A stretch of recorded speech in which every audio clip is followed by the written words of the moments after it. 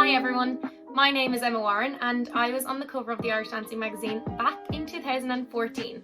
I'm from Dublin in Ireland and I danced for the Elaine Kavanagh School. I'm now a teacher myself and I teach with that same school, but we're now known as the Kavanagh Porter Warren Academy. So because I teach, I am still very much involved in Irish dancing, but I also still perform and I'm currently in Les Miserables the musical in London in the West End. Hi, my name's Alan Kennefick. I'm a world champion Irish dancer. I was on the cover of IDM in 2012 and 2016. I'm mostly known for creating the modern Irish dance company Prodigy, and I'll be answering Irish Dance Magazine's questions today. Hi everyone, my name's Dakota Courtney and I am the current cover girl for the Irish Dance Magazine's May 2020 issue, and I dance for O'Brien Academy in Western Australia.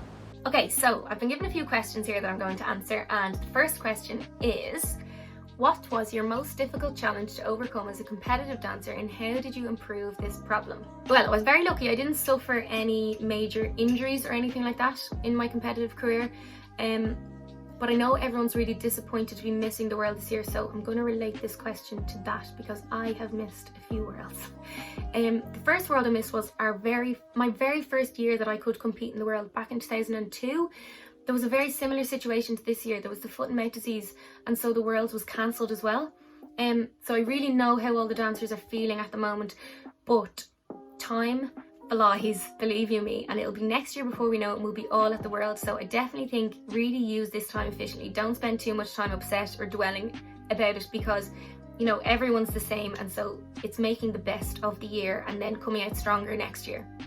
Then in 2010, I made the really tough decision to miss another world to take part in BBC's Over the Rainbow, which was like a talent search competition for musical theatre performers.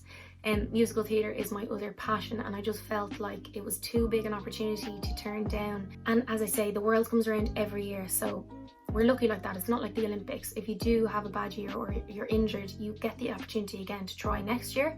So after that year, that little setback of missing the world, I decided that the following year I was going to give it 100%. I felt like I owed it to myself to really give it my all. And so I was so disciplined the whole year. I was really looking forward to it. It was going to be my final year competing. And on the day, things just did not go to plan. I was standing watching the heavy round just outside the curtain in my costume ready to go, and I was the first number in the book, and next thing the numbers just jumped from the end of the book to the start of the book, and I just watched my place basically pass me by, which was obviously so upsetting and so frustrating. I could have decided at that point, you know what, it's not worth it, I'm going to throw the towel in, I'm just going to walk away and move on to something else. But where's the fun in that? I think I would have been more annoyed at myself if I'd given up that easily. So I decided, rather than being embarrassed by the whole situation, that I would just carry on, keep calm and carry on, as they say. And so I went back to class, had fun with my friends. Like I had the best friends in dancing. I always loved going to class and keeping fit, and so it was just another year to make use of that and get another opportunity next year. That was my goal, and so I wasn't going to let anything get in between that goal, even a little setback. And so I went back the following year and I got fourth, which was like my best placing ever at a world. And in the meantime, I had auditioned and gotten into Riverdance, and so I knew at that world I was going off to be in Riverdance and travel the world. And so it just goes to show, if I hadn't kept up my dancing that year, that maybe I wouldn't have gotten that opportunity. So I think everything happens for a reason, and always keep going, don't give up that easily. So what's my favourite dance memory? I'm just going to pick three of them really quickly. First will be winning the World Championships back in 1999 when I was 15. Second will be becoming the lead dancer in Riverdance and having a video on YouTube with over 34 million views. I think it's the highest viewed Irish dance video on YouTube. And thirdly would be creating Prodigy and winning the competition Got to Dance in the Sky 1, where we were dancing against genres like hip-hop, contemporary, tap and modern. And usually Irish dancers don't win those shows, so it was an amazing achievement. So next question is, what do I think of Irish dancing today from style to steps? I think Irish dancing is an amazing place today thanks to technology. I think that every time someone puts up a video, someone is able to push themselves to the next limit, and like things like James Greenan's Lad Jam, where all the guys are putting out all of their steps and everyone's able to feed off each other. I think it's only going to set the bar a lot higher. I personally would like to see a lot more arm movements in Irish dancing. because I'm under the belief that if you have your hands on your hips and no matter what you're doing with your footwork, that the audience member will not really understand the difference between you and these other dance shows. So I think we need to add in a lot more arm movements, a lot different shapes. I always talk to my dancers about the shape of the dance, and I think that if you change the shape of the dance with specific new arm movements, then the audience is going to learn that, because it's a lot more obvious to them what is unique and different about you, rather than just having your hands on your hips and changing your footwork. That's a lot harder for an audience member to see what makes you unique. So I think change the shape of the dance and you'll change the dance. Next question is, what advice would I give to my younger self if I could? I would say to learn how to improvise. So turn on different types of music, throw yourself around the place. I would say invent the iPhone so that you become a billionaire. And I would say, mainly just improvisation, because that is the key to finding new choreography, and new choreography creates the newest show. So the last question I'm going to answer is, what dancers do I admire? I admire all the dancers that put themselves online these days, especially in this climate of social media where it's, you're getting judged by everyone so quickly. So I think fair play. I think you're only going to get better if you put yourself online, because you'll critique yourself and you'll push yourself to a higher limit. Specifically, the dancers that I admire would be David Geeney, is changing the footwork of Irish dance. Tyler Schwartz is an amazing dancer. Kira Sexton is unbelievable. Chris Naish, who created Fusion Fighters, is doing amazing things, and the content he's pushing out is only helping all the Irish dancers. Taptronic, that is Kieran Plummer and Zach Klingberg, and they're both absolutely incredible. Kieran Hardiman is doing Riverdance like I've never seen Riverdance done before. James Greenan, by creating the Lad Jam in his own company, is helping change Irish dancing. Hammerstep are changing the shape of the dance and doing amazing things by winning awards for their short films. And James Devine, who is the fastest tapper of all time.